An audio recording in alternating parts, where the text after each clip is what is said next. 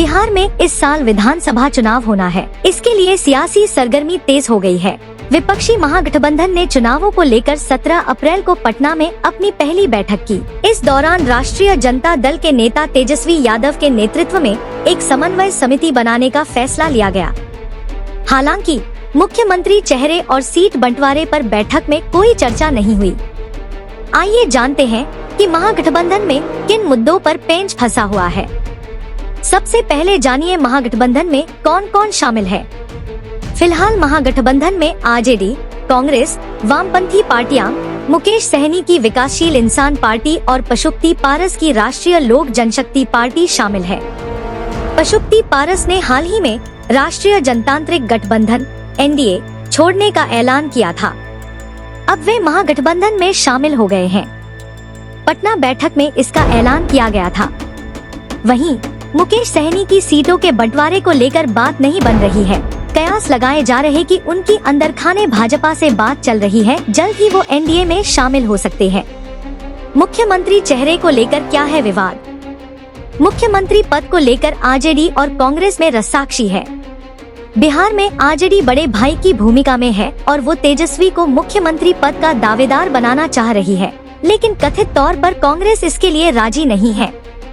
कांग्रेस का कहना है कि मुख्यमंत्री पद पर बाद में फैसला लिया जाएगा। ये बात जरूर है कि महागठबंधन तेजस्वी के नेतृत्व में ही चुनाव लड़ेगा, लेकिन मुख्यमंत्री चेहरे का ऐलान बाद में किया जाएगा। तेजस्वी को मुख्यमंत्री चेहरा घोषित करना क्यों नहीं चाहती कांग्रेस? कांग्रेस बिहार चुनाव लोकसभा चुनाव की तरह लड़ना चाहती है।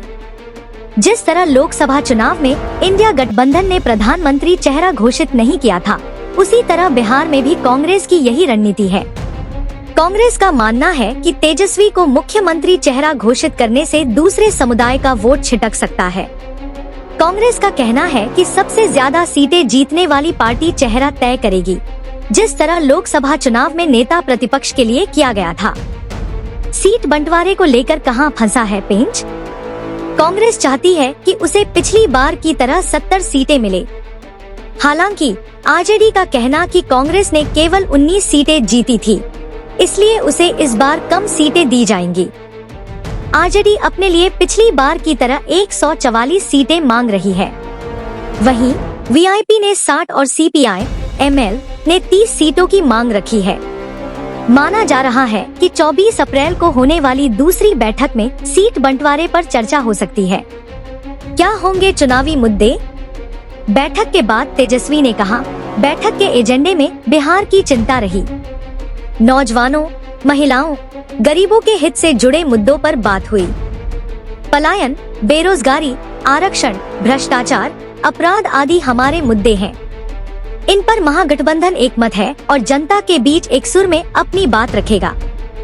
2012 के बाद बिहार को स्थिर सरकार नहीं मिली है। उन्होंने कहा कि बिहार में अपराध और भ्रष्टाचार चरम पर है।